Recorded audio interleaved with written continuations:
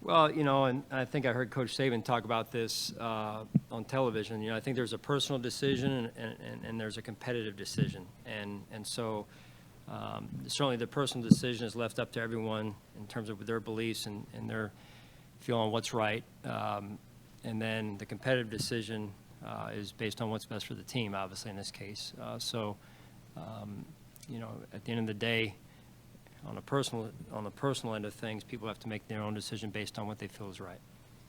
You've had a player now, Deion Dawkins, say that he spent 4 days in the hospital. He wasn't sure whether he was going to get out.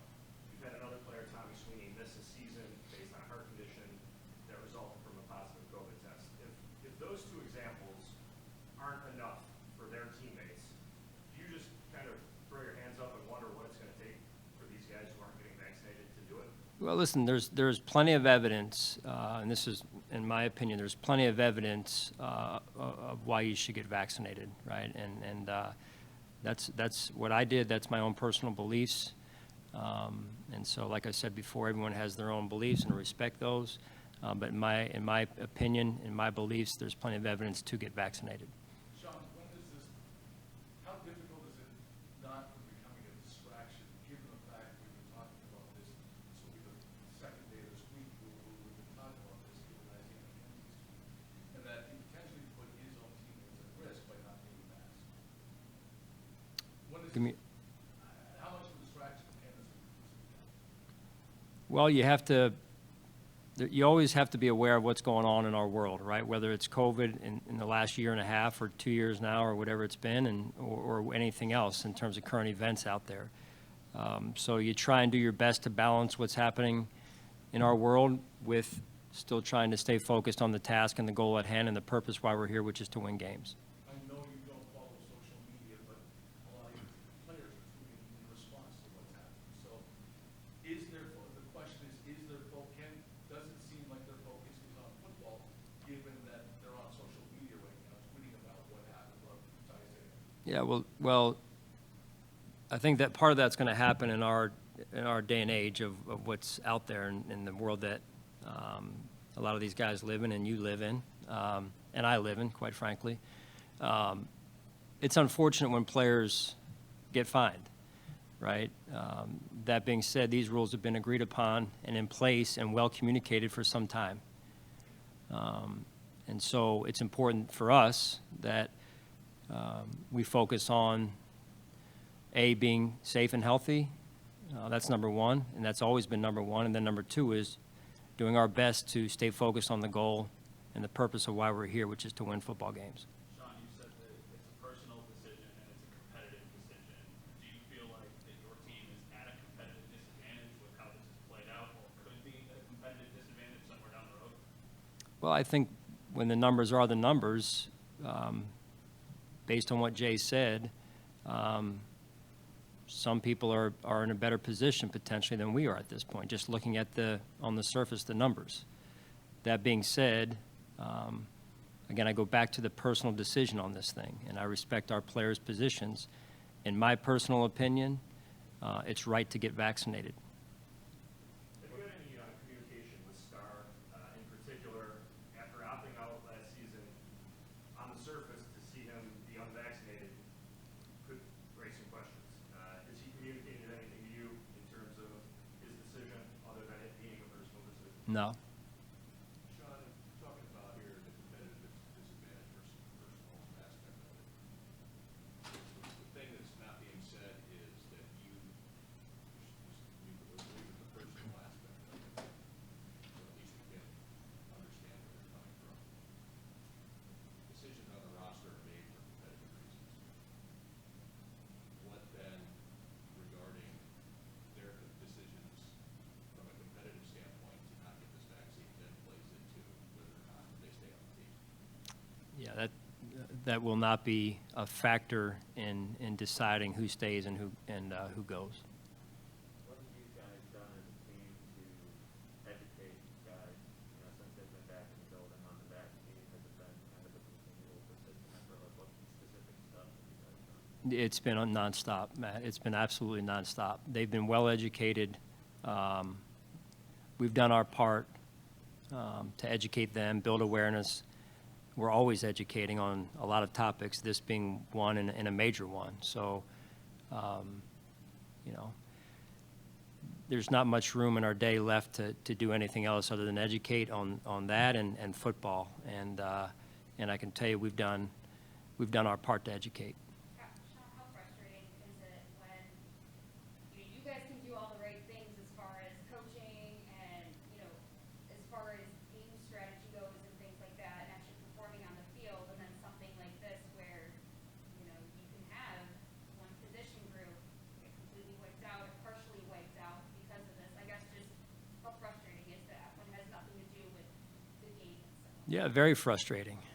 Very frustrating. There's people's livelihoods at stake in terms of, people's jobs are in their performances judged off of wins and losses or how well a person does X or Y, and some of that's dependent upon other members of the team. That's why this is a team game. And being able to count on people is important. And so when you're going through a week, if this were a real week, and having the players out that we've had, that makes it hard to win games that way, and that's the competitive piece of this, Heather, and that's hard enough when it's non-COVID years based on natural injuries that come up through week-to-week games and practices, and now, not now, but as of a year ago and change, this came on the scene, and we continue to deal with it.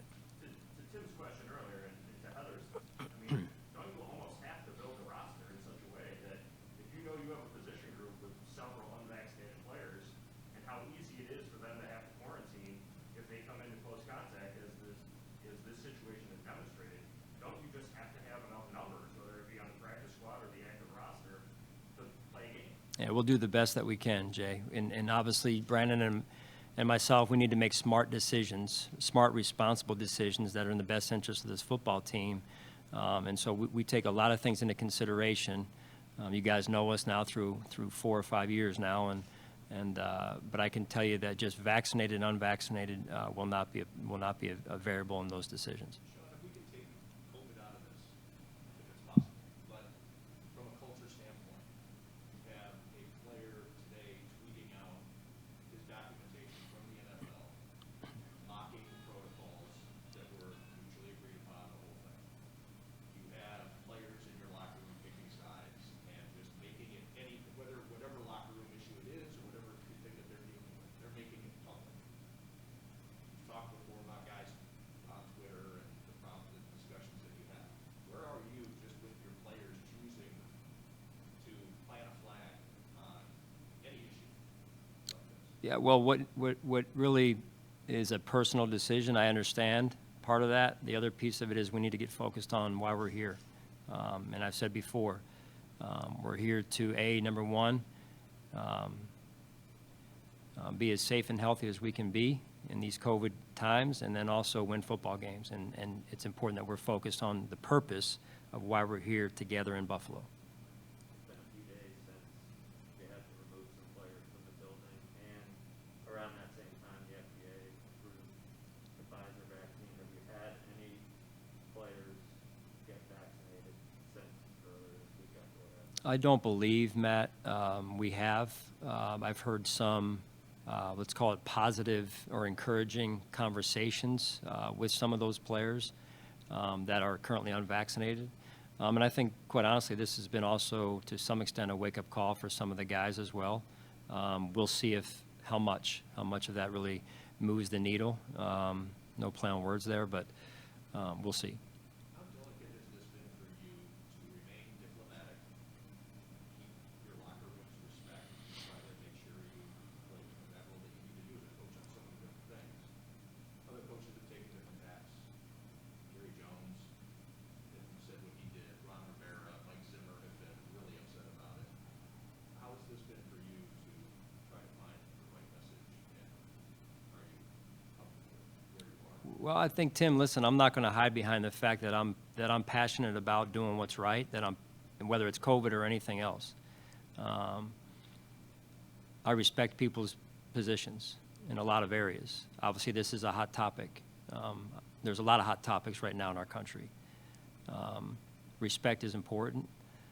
Doesn't mean that I'm not passionate about my position and passionate about what I feel is the right thing to do for the greater good of this country.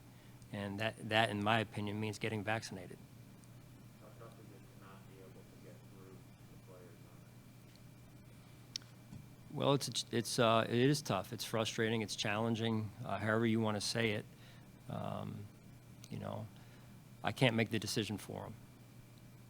Sean, is Josh going to start on Saturday? Yes. He will. Yeah. Thanks for that football question, Sal. Appreciate that. Can you tell us what the plan is, maybe for how long he would go, or maybe, so that's not. Yeah, and I'll just give you overall play time for everyone's sake. You know, some of the starters won't play, some will play. A majority will play. It'll be anywhere from, you know, one play, and this is not a cop-out. I'm just trying to give you my mindset right now. One play to, they'll come out of the locker room at half and give it a series after half there in the third quarter. Where that falls for each and every individual, I think we'd get choppy, and this would be a 30-minute longer press conference here. So I'll just feel it out. I think it's the best way to give it to you guys right now. Is there any, just, you know, 5 guys in the 5 days we have cadence, is there any chance they might be back in time or later?